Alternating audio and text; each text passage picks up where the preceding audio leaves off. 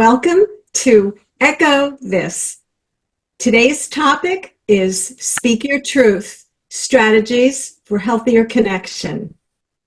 Here's a place where we engage in empowering conversations of hope and opportunity.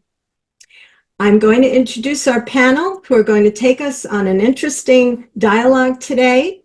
And first, we would like to hear from Debi. Everyone, nice to be here today. See you all.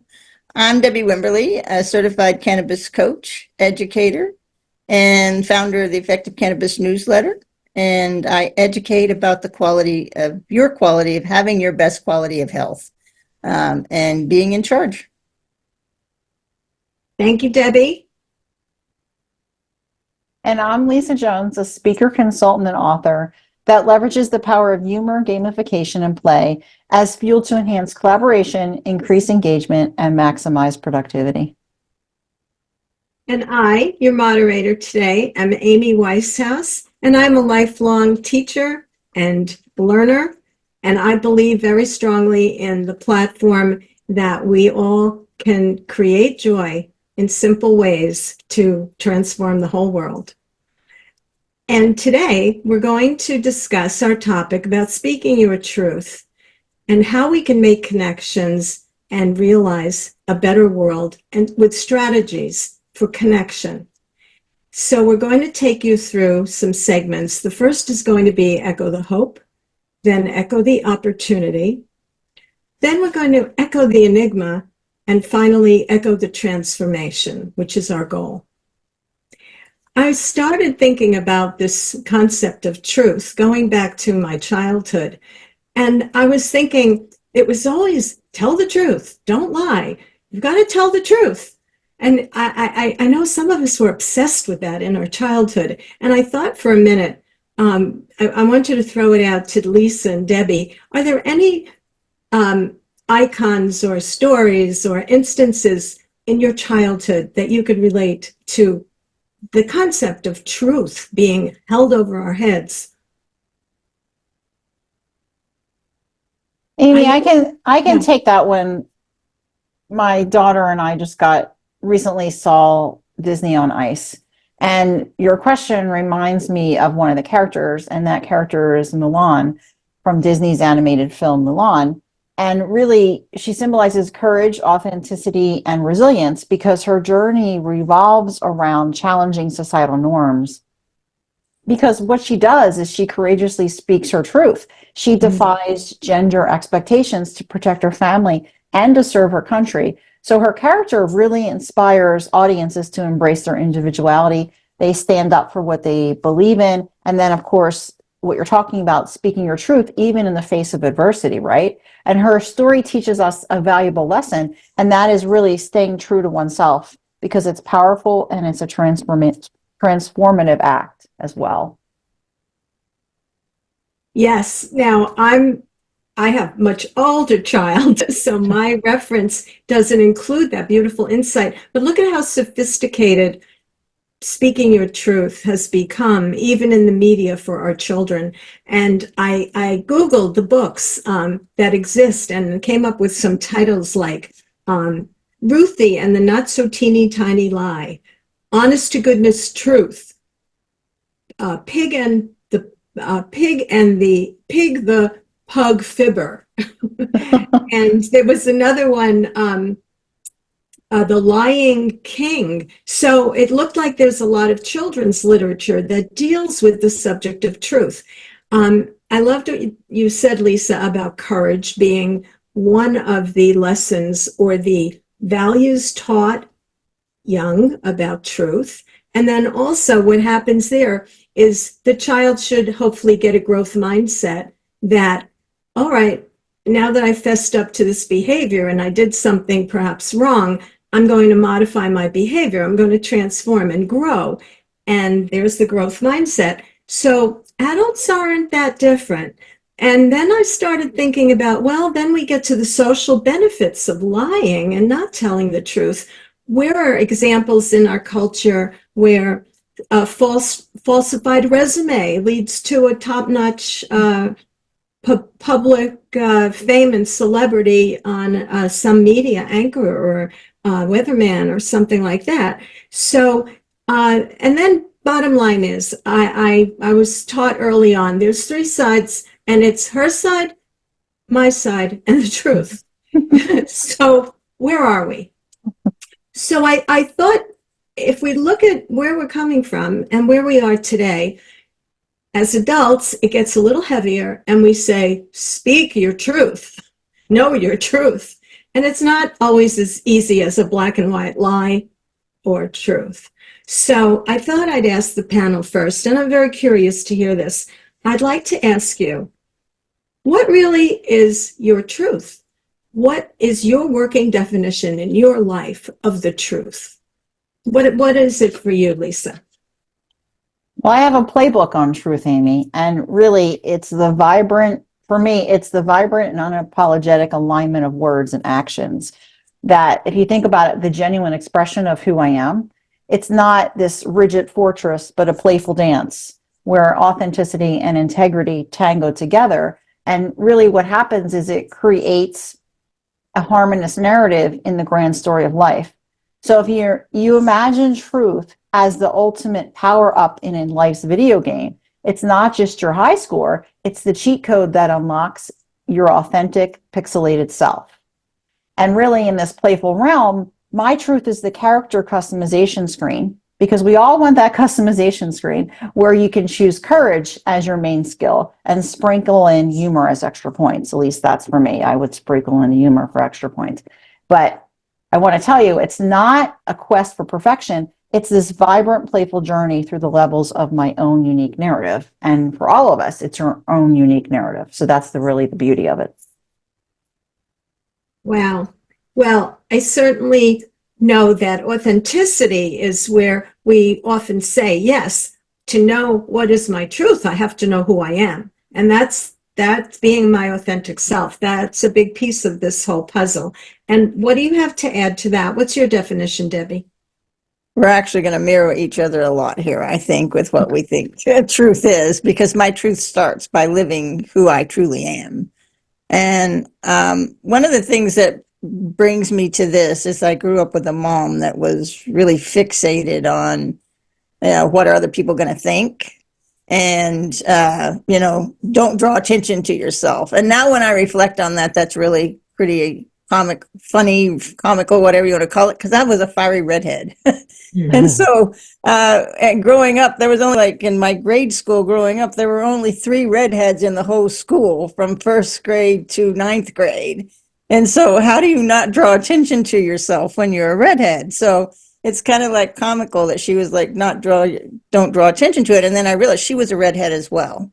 And so she probably went through the same situations that I went through of people teasing you because you're redhead and you're so outside of the box and don't look normal. So I can remember saying, when I grow up and get old enough, I'm going to dye my hair. I am not going to be a redhead. And then when I turned 18 and I could do that, I was like, no, I like who I am. I love my red hair. And I started embracing the true me and who I was, and realized I don't belong in a box. I'm outside of the box. And we all need to be outside that box. And so, it is really important that you embrace who you are, because there's only one you. There's no one else like you. And there shouldn't be anyone like you. And one of the things I always say, if we were all alike and we had all the same visions, all the same ideas, this would be a very dull and boring world. We need to embrace who we are. And we need to enjoy and celebrate that. The world needs each and every one of us. So be your unique self. Yes, and a key word there is celebrating that uniqueness, that authenticity of who we are. And my definition, my working definition of my speaking my truth, what is my truth? It's a little adult, but for me, it's being able to communicate my needs and to say what my ideas are, what my boundaries are, and what my convictions are. Say it to other people in a safe environment where others can hear me, and not to feel that as Debbie pointed out, she felt ridiculed or feared judgment, feared perhaps non-acceptance. So when we're holding back from speaking our truth because we don't want to be seen as different, we want to be popular, these are reasons why we need a strong center in ourselves first. And these, this feeling of vulnerability and anxiety is what we are here to talk about, and how to go forward ourselves, and also how to instill it in our children. So next, since we have this working definition, I'd like to ask Lisa, from your experience, how can speaking your truth, how can this be expressed in very acceptable, effective, and very hopeful ways? Yes, thank you, Amy. Well, I'm going to go with the playing a well-crafted video game level for talking about speaking my truth. But it's about choosing the right tools, words, tone, and timing. And if you think about that, you can equate that to a skilled gamer picking their perfect gear. Just as in a game where strategy matters, expressing your truth involves thoughtful navigation, because you want to choose the path that leads to understanding rather than confrontation, because who wants to be in a confrontation? None of us. And really, just like in the best games, there's always room for a playful twist, injecting humor and hope into the dialogue, because that really can help create an experience that's not just acceptable, but enriching for everyone involved. Wonderful. And always there's that playfulness in your adventure in finding truth, and in also seeing that at the end of it, that creates hope for people, because they can express their ideas and also share them with others and give others hope as well, who may discover, wow, I have that same idea, and I like the support that I've just made in this connection. And Debbie, when has speaking your truth brought you health and brought you hope? Well, speaking my truth in the face of a serious health crisis was like discovering everyone abandoned the ship, and I was left the captain of my own ship in a stormy sea. So this is how this showed up for me, and it's shown up in a number of ways, but this is one of the ways it showed up. And learning that I had to figure out how to maneuver this health system that is, as far as I'm concerned, very broken and not serving us all as well as it should, and learning how to navigate my own health when I had been, doctors had given me what they would call was a lifeboat or a raft, but it actually said, but you only have 5 years to live. And I could have accepted that. And I said, no, I'm not going to accept that. There has to be something different. I'm not ready. I don't want to do this. I believe there are options. And so I started looking in to see what I could do. I did turn to medical cannabis. And in this journey, I studied and learned how and discovered that we have what's called an endocannabinoid system, and we're all born with it. And so I learned how to explore that and become my own little adventure discovery person in understanding my own body and my own self. And so now I find myself selling the seas of health, of hope, and not confined by the practice, the predicted 5 years that I was given. This is such a powerful testimony to speaking your truth, because you defied the medical profession, who said, you have 5 years maybe if you're lucky. So through your research, your truth, your persistence. And I think Lisa said something really important to her, is it's the path to understanding.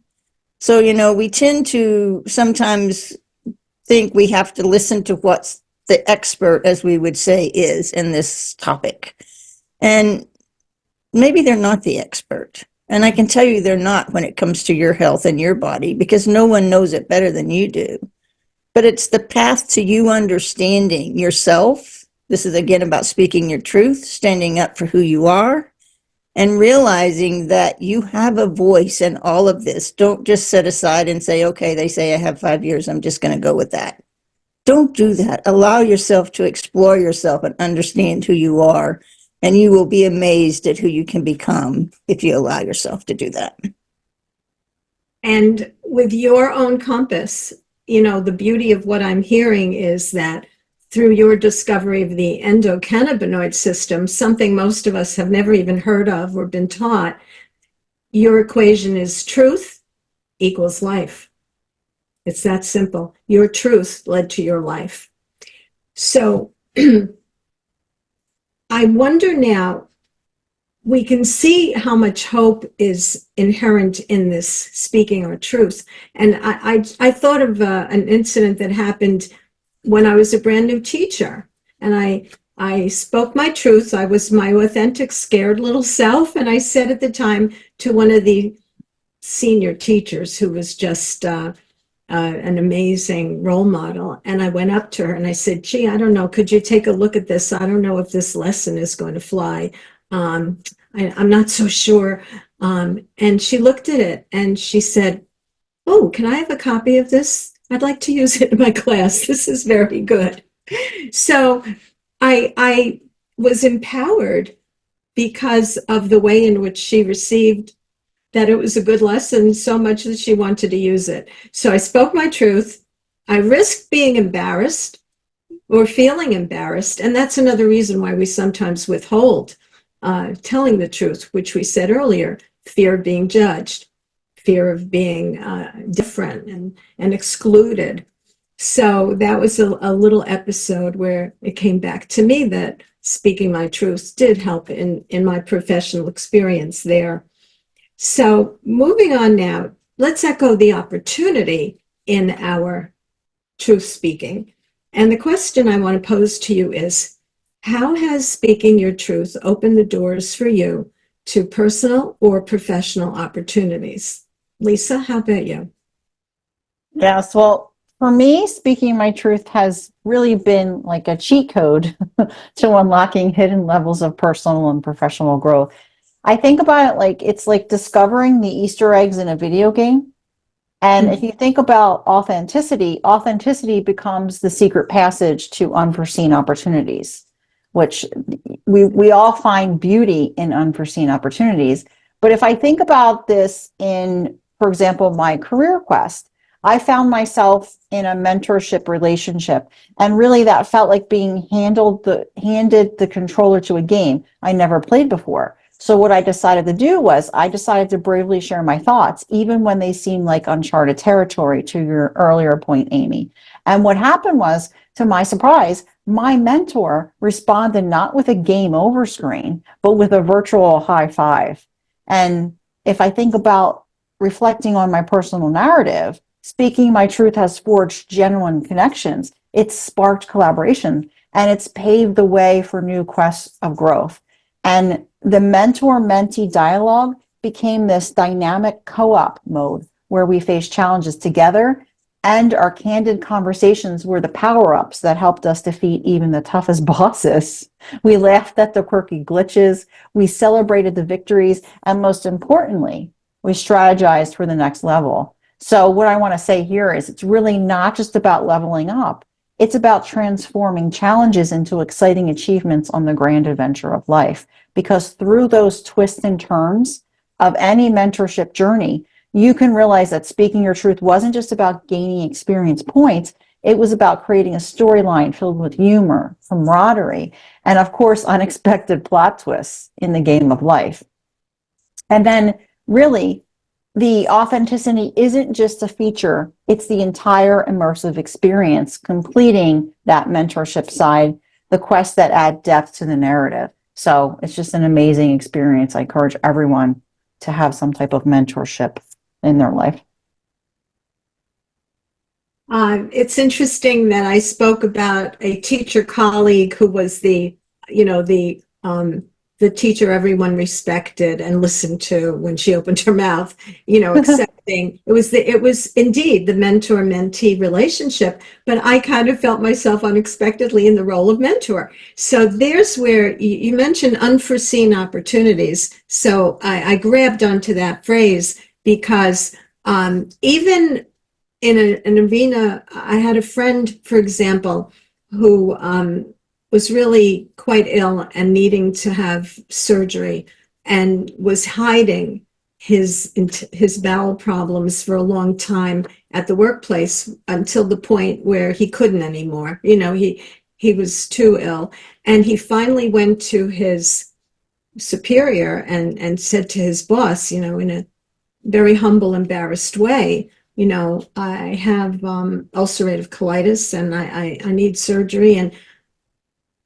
And with that, the boss said, "Oh my goodness, I wish you'd shared this truth with me sooner because, I've had it for like 20 years." Oh, So wow. here was an employer, a manager who would have had the utmost sympathy, maybe could have shed light on the situation. So that to me is, putting yourself out there with courage to speak your truth and say, this is who I am and this is what's going on. And then to find you have such a welcome ally and support group there all along. So the unforeseen opportunity, emphasis on unforeseen, we've got to be courageous.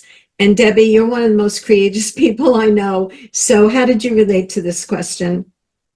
Well, it's sometimes being forced to find the opportunity is what sets you off on that, because I was lived for 3 decades in serious illness and couldn't produce or couldn't take care of myself, do anything. And so being forced by the medical community to take charge gave me the opportunity to personally grow and then actually grow in a business like I am here. And speaking my truth helped open up that, there is something about medical cannabis and understanding how it can help you with your health, and that it's really understanding because of that, I found my endocannabinoid system, which I know I keep bringing this up. But that system was like giving me or handing me a compass and giving me the opportunity then to chart where I wanted to go with my health. And so I started digging in and learning how to do that. But then I realized I needed to share that story by speaking my truth with other people. If I just kept this and did this by myself, they wouldn't understand that you could actually reduce a chronic pain of 10 to a 3, or that you could improve your lung health.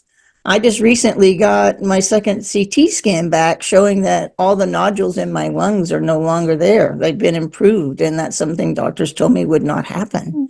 So I've been able to do that. So that's truly amazing. But if I keep it quiet and don't share it, then no one else understands that that's something that they could actually do. So that's what led me to not just stay within my own truth, but to step out and try to develop a speaking voice, creating a newsletter and doing things that I could help people to understand they have the opportunity to take charge of their health and to improve it. And there's a great example, especially through your newsletter, where by sharing, others can see themselves in you, where they can see the hope of where they can be if they listen and pay attention and explore and discover the opportunities they have through your speaking your truth. So it's a great example of the benefit in the way it's directly connecting to them. That's well, and it's quite often, Amy, I didn't mean to cut you off, that, we don't talk about what we're going through or what's happened with us because we think people don't want to hear it or they don't want to know about it.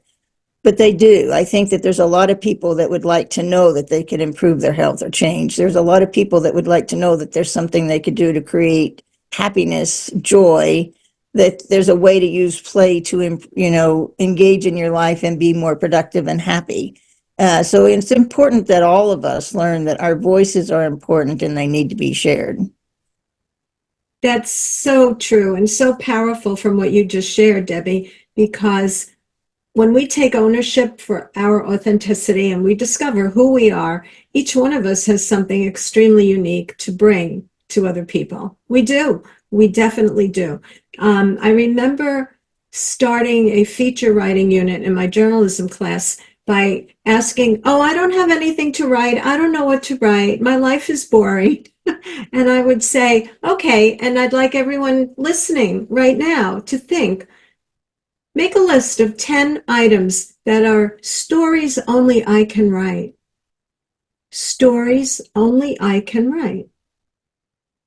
And whether it's, being the youngest in the family and the context of who your family is, or whether it's living with an alcoholic parent, yeah, there might be other people in that situation, but your story is unique.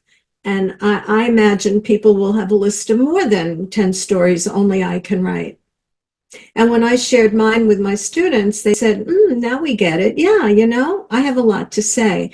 So if anyone's been listening to the buzzword lately in marketing, a lot of it is branding ourselves with our stories, sharing our story. And I think that's what we are doing here too. And we encourage you to share some of your stories as you're listening to us and how we're connecting with your lives. So we've talked about a lot of positive storytelling and speaking truth and where it can lead with hope, opportunity, and so much good. But there's a little bit of a dark side too sometimes. It's an enigma where we say,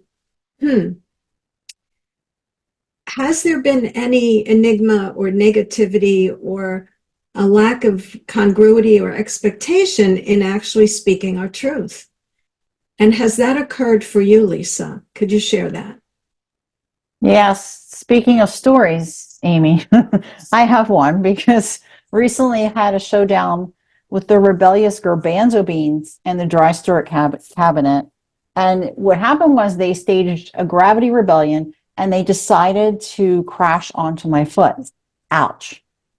And then after that happened, I had this premonition that in a few days, my walking skills might be more hobble than swagger. Beans 1, my foot 0. And then I thought, there's got to be a teaching point from this gravity-defying escapade. Much like those mischievous beans, sometimes what happens is life throws us unexpected challenges. They throw them our way, right?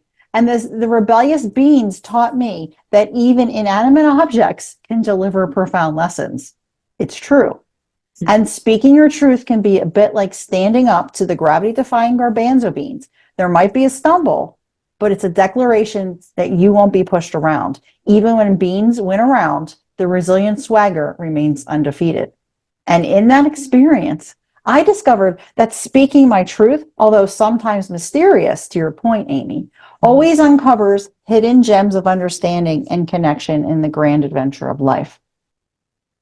So now I moved the garbanzo beans to a lower level, so this does not happen again. Okay, well, that's quite a story. And now, Debbie, what's yours?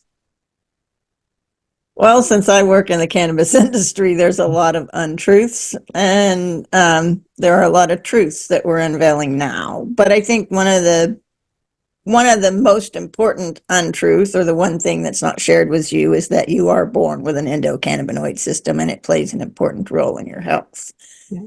And recently, there was some news media and print media that wanted to come out and talk about an article that hadn't even been research that hadn't even been peer reviewed or anything. And it was about how cannabis can cause you to have a heart attack or a stroke. And there's a whole lot of information in there that was withheld, that wasn't looked at. We don't have any evidence to date still that anybody has died from consuming cannabis. Sometimes when we hear people talk about, they got up in the middle of the night, they used cannabis, they stumbled, they fell. Well, was it the cannabis that made them stumble to fall? Was it because it was dark in the room? There's a whole lot of questions you can ask, and no one can ever be able to pinpoint what it was. So, we can't blame that on cannabis. Same thing with your heart. I find it very interesting when they talk about cannabis can raise your heart rate. Yes, it does. There are some forms of cannabis that can raise your heart rate. I live with a lung condition, which causes my heart to not function well. And so when I consume some of my cannabis products, my heart rate does raise. And I remember the doctors being very concerned about me inhaling cannabis. And I finally learned how to use a flower vape and understood the important role of it for my lungs. And my heart rate would raise. And my doctor said, quit worrying about that. It's like exercise for you. So, I started thinking, okay, so my heart is exercising right now, something I physically haven't been able to do for years. But I was able actually to think about it in those terms. And if you give yourself a good maybe 10 minutes, your heart rate will settle back down and you'll be fine and you can do whatever you want to do. And then when I think about it, all the albuterol that I was on for decades to keep me breathing does the same thing. And no one ever warned me that it might cause me to have a heart attack or a stroke. So, we have to really look through and not just rush to the front to put out a story without fact checking it, making sure it's true, looking at all the underlying information that's behind it. We could just talk about anxiety. Maybe somebody was anxious and had anxiety. That could have raised their heart rate, had nothing to do with cannabis.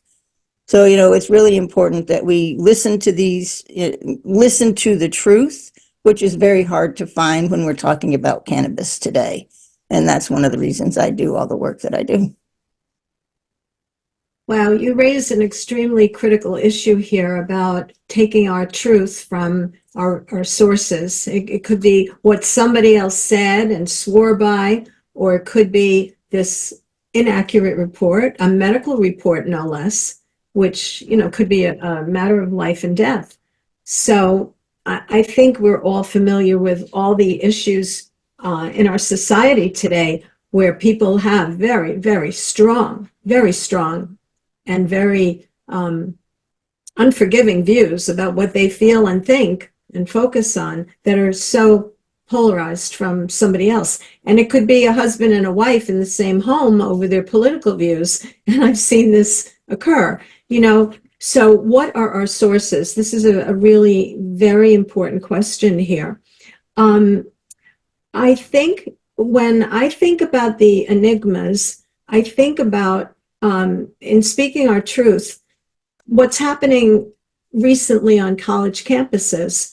The idea of we honor speaking your truth, we honor free speech. But here, like Debbie suggests, maybe we're getting a view from a source that we haven't checked out, and we're forming our truth on something outside us that's really not our authentic self, or that we truly don't even really understand.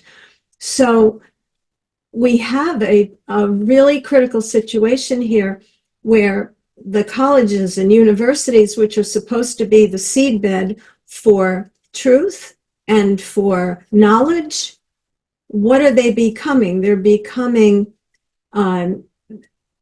grounds of abuse of the speaking of truths, when the truths are so opposed that they're causing violence and that they're causing, very life-threatening situations, and a loss of security on the part of many students, a loss of security on the part of people in communities who are afraid to reveal their identities because that is their truth, but they don't want it known because it might lead to some very not pleasant situation. So I'm wondering if the panel has any views about that, or if you're seeing the enigma there where we're questioning, can I safely share my truth? And what are the risks or the consequences? Have you had any situations that you're seeing this in your climate as well? I'll take that one, Amy. I think that it's in my world, it's very hard for a lot of people to want to speak their truth. As if you're a medical cannabis patient in a lot of states and you have children and somebody were to report you, they can take your children away from you. So being able to speak your truth, that you use this for medicine, is not always easy. I have to say that luckily Arizona just passed a law where that will not happen anymore, and that should happen in all states because this is our medicine. I recently was in a hospital and did not have access to my medication, my cannabis medication, because it's federally illegal. And so I have, been 8 years doing this. I haven't had a a lung infection or been in the hospital with my lungs. I wasn't in the hospital for my lungs. It was for another event. But I didn't have access to the medicine that I had been utilizing because I've eliminated all of my breathing meds but one. And they wanted to start putting me back on them. And it's like I had to be able to speak my truth, but then I couldn't, because if I did, I might not have received the treatment because it's not acceptable. So it becomes a very hard situation for anybody that is living in the world right now, no matter where you live, pretty much, using medical cannabis and being able to speak your truth. But it's important to be able to do that. I can remember my husband saying, "Oh, don't tell anybody that you're using cannabis. It's just, we might get in trouble. We need to get you taken care of." And I said, "But I can't do that because I have to be able to tell them the truth about what I'm doing, because this is what's given me the life that I have now. And hiding behind that isn't going to change the way people think. We have to start talking about this and making people aware what medical cannabis has the ability to do and how it can help you." And so, you have to weigh it. It's a very difficult situation. And I think about what you're listening to, what you're saying, Debbie, and also you too, Amy. And I wrote a note here because thinking about the benefits outweighing the risk. And if you kind of use that same analogy, because that's what we do when we take medications, right? We think like, does the benefit of taking this outweigh the risk? Like that's kind of the same thing we could follow when should we speak out, like you're saying, on college campuses. Like, does the benefit of you speaking out outweigh the risk? Because you want to go back to the most important part, which is there is power in your voice. There is power using your voice. So everyone's voice is powerful. So I would say to consider that. I second that for 100%, Lisa. That's for sure. You have power in your voice. Don't forget that. Well, Debbie introduces this whole concept of withholding. So we either speak our truth at great risk. Now, Debbie would much prefer society and medical institutions and medical professionals who are well versed in endocannabinoid system and in the benefits of it, and they would have honored her knowledge and her uniqueness in these life-saving substances that she needed, and people were not able to embrace or accept. So her withholds obviously were necessary for her to get well and get out of the hospital and be released. So that is an extremely dramatic example. And as Lisa says, we are constantly weighing, do the benefits outweigh the risk of speaking our truth? And, I'd like to interject here, because this enigma aspect of speaking our truth is so intense right now around the world. The stakes are high. Opinions differ. And obviously emotions heat up. And we have, crucial conversations, which is what Echo This advocates, crucial conversations that are healthy and helpful alternatives to all the violence and war and misunderstanding, or not just to the violence, but to the silence and to the discomfort and unhealthiness that the silence breeds. And I would just like to interject here for a minute that if you do find yourself involved in a very heated conversation where you feel disempowered and very frightened, perhaps, or intimidated to speak your truth, we have to notice when a conversation turns critical, and this could be through somebody's body language. There are warning signs. Voices will raise. Someone looks like they're about to lose their cool, and that's a warning sign. And at that point, it may be necessary to call a timeout and just kind of say we're going to, go back to this discussion another time. It might just be time to cool off and walk away from a situation, to know that you have to come back and employ better skills, or at least that person does, or that group, at some future time. And all of us, I think, have to become astute with leading with observations, and we have to lead with questions. Debbie obviously asked a lot of questions, and she had to observe who were her allies there. Right, Debbie? Yes, and I think it's really important to follow up on something you said there, Amy, about people having difference of opinions.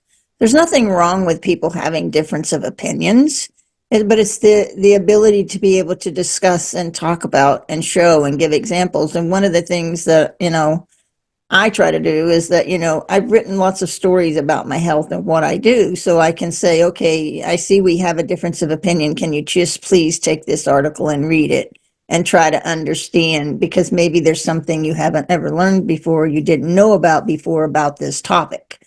And so, we need differences so we can have these debates. We just need to do them in a healthy fashion so that we can learn from one another. There's always going to be points where we don't completely disagree on things, and that's okay. But we have to be able to walk away and say, okay, we don't agree, but we can come to some common ground to where we can get along together peacefully. Yeah, I really feel it's important to underscore what you just said about seeking an understanding behind these people's actions and beliefs, and find more patience and a sense of empathy for these people as you wish them to have for you. And often that comes with asking questions, or by stating your truth, that this is uncomfortable right now and you'd like to come back to it. It's very important to know how to end a conversation. How do you walk away from a conversation and end it? And sometimes it's with an agreement that you're going to come back at a future date to explore it, and also to have some accountability that you will do something at a certain time and then have follow-up, so it's not just left dangling out there. And that might help to diffuse a situation as well. Well, and I can tell you, when I was in the hospital, I got very angered by the doctors and their stance with me and how they wanted to proceed with my treatment, and I wasn't okay with it. And I finally had to just stop myself, call my husband, and ask him to come in and help me.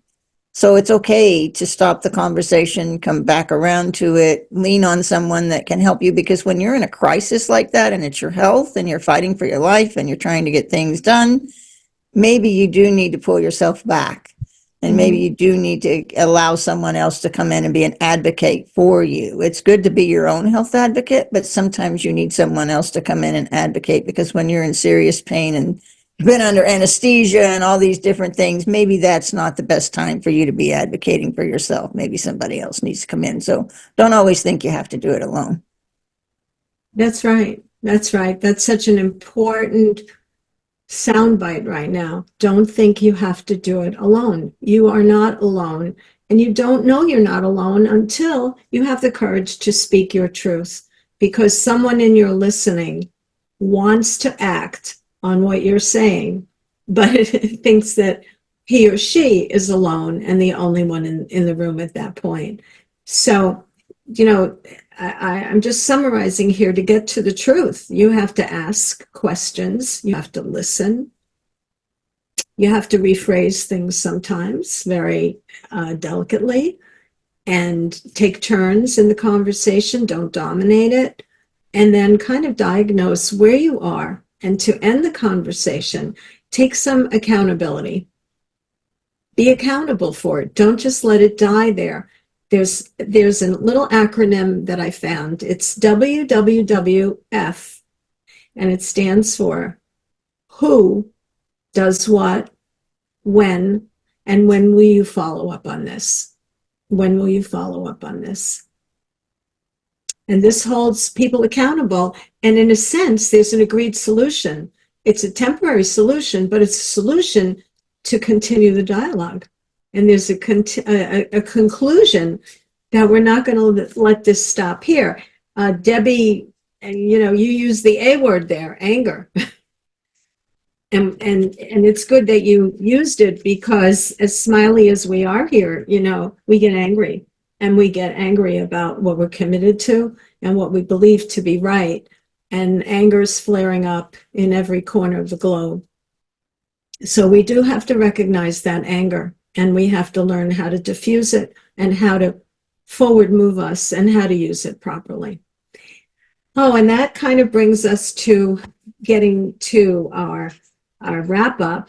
And my last question for right now is, how do we transform ourselves from all this chaos and misery and misunderstanding and the fear of being misunderstood or not heard at all? How do we transform through speaking our truth? How do we create a better world? What are your thoughts on that, Lisa? Speaking my truth really has been the liberating key. It unlocks doors to authenticity and personal freedom.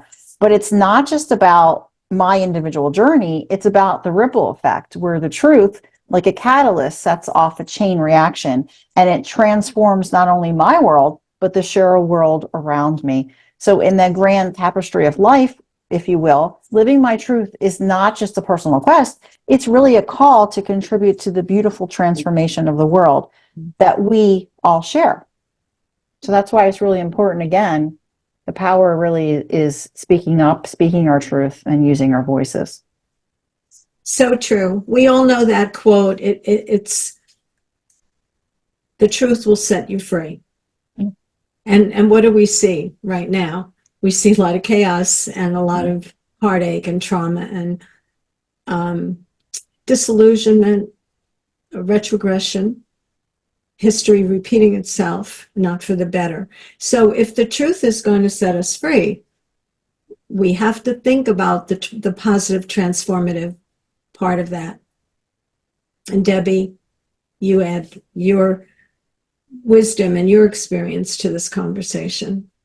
Well, when you speak your truth, you're actually speaking to who you are, and embracing who you are is your most valuable asset, and being what you want to be in life, moving forward in life, taking care of your health.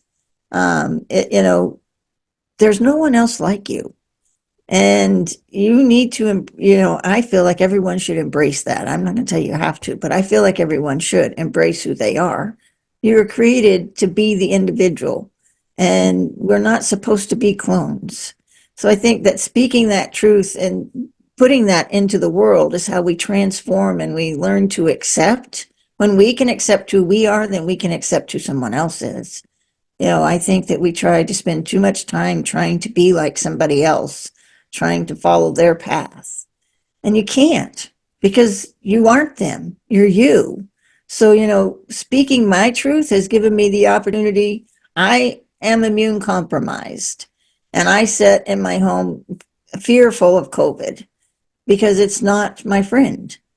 But I have created something that I am reaching and talking to people worldwide because I'm speaking my truth. I'm being true to who I am. I'm trying to share a message that I hope will bring some hope and opportunity for other people, because they need to know that they have this system and that it could play an important role in their health.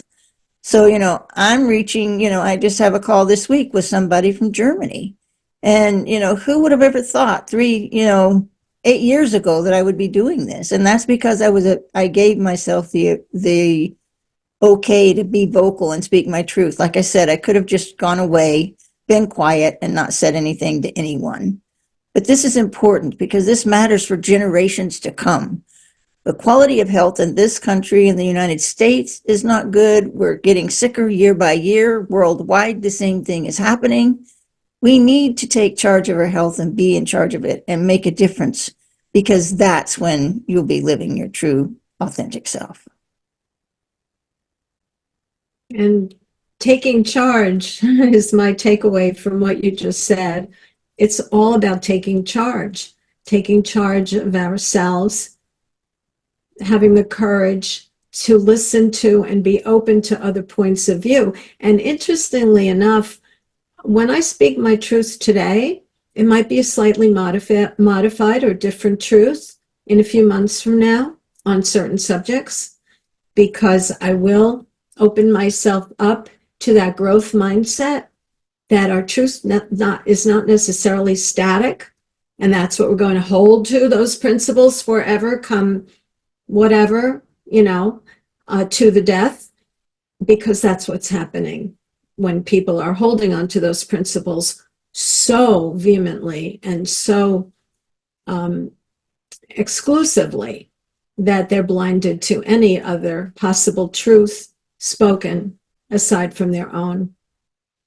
And I found something in the Sunday opinion section that it's the cover sheet of the whole section here. And I can read what it says in very, very large font. And it's the cover page for a whole section about views and taking sides and being human in today's world. And it says simply, ask better questions,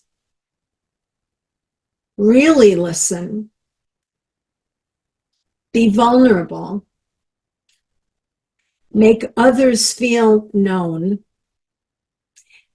and it says the essential skills for being human. And I read this and I thought to myself, that's all I'm really asking for today. And I want to have conversations with other people about what it takes to be human. What does it take to be human today? And to restore our faith in ourselves, in each other, and the conversations we have, and ultimately in humanity. What does it take to be human? I came across a couple of quotes that kind of summarize what we've been discussing, and then I'm going to ask the panel for any closing statement or observations that you might have. And the first one was by George Orwell, who said, "In a time of universal deceit-telling, the truth is a revolutionary act." And Carl Jung observed, "The ability to ask questions is the greatest resource in learning the truth." So in closing up, Lisa, what are your thoughts?